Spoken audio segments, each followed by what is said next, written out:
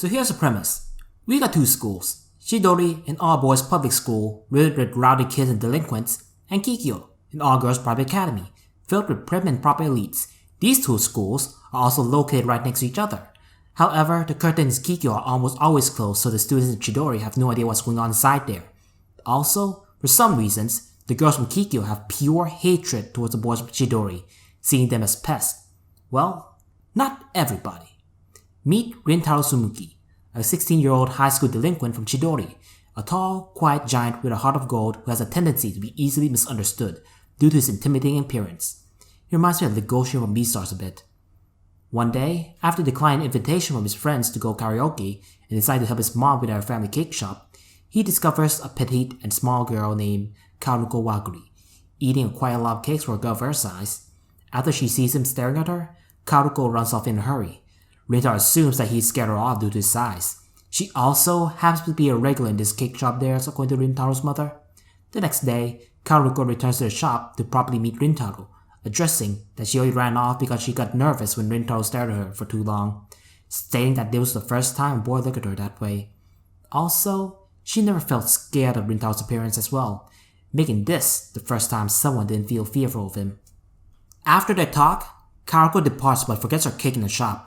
Rintaro chases after her to give Karuko her cake back, but finds that she's being harassed by a couple delinquents. One of them starts to talk shit about Rintaro, stating that he's a bad person, according to some rumors. Karuko brushes off that rumor by saying that person is not defined by some rumors. Then, Rintaro saves her from the delinquents and scares her off before bashing his own head into a wall. The next day at school, Rintaro is minding his own business in class and sees one of the curtains Kiko open up, revealing Karuko on the other side. This is Karu Hanawa Rintosaku, where the fragrant flowers bloom with dignity, a weekly drama/romance manga by Saka Mikami, focusing on Rintaro Sumuki and Karuko Waguri, where they seem in distance, so close to each other, but they can't make that gap any smaller. This manga is one of my recent favorite series due to the wholesomeness and at the same time, the drama that ensues as well. What I like about this manga is that the characters here have their own unique personalities, from the minor characters to a protagonist, and how they also have their own roles in developing the story without relying on only the protagonist to make major movements to the plot. The author balances the characters enough that they don't one-up each other. Simply put, they're not just here to fill up the room. Another thing what I like is the art itself. The author is great at displaying the characters' emotions, from happiness to sadness or to guilt. I just love how stellar the art looks just to display those emotions. I know there are many other authors out there who could do the same thing, but I would like to add Saka Mikami to the list as well. This is one of many mangas where words are not required to express how they feel. Like what they say, a picture is worth 1,000 words. Also, even if there are opportunities for misunderstandings to occur during the story, the characters try not to jump to conclusions.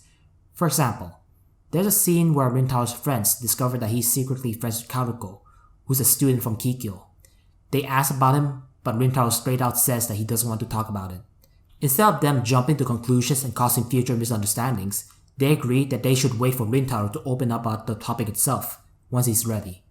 This is one of the main reasons why I love this manga. The characters here are mature enough to understand that jumping to conclusions is not the right thing to do.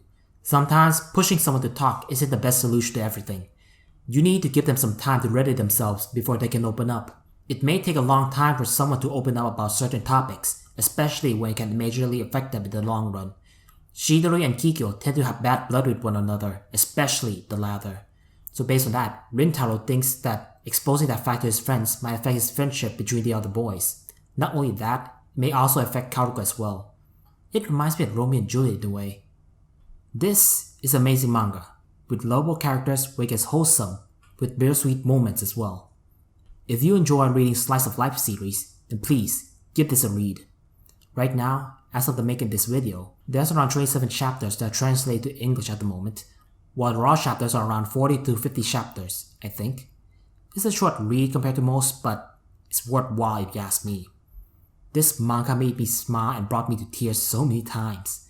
Once in a while, I get to find a manga that makes me want more, and Saka Mikami doesn't fail to deliver.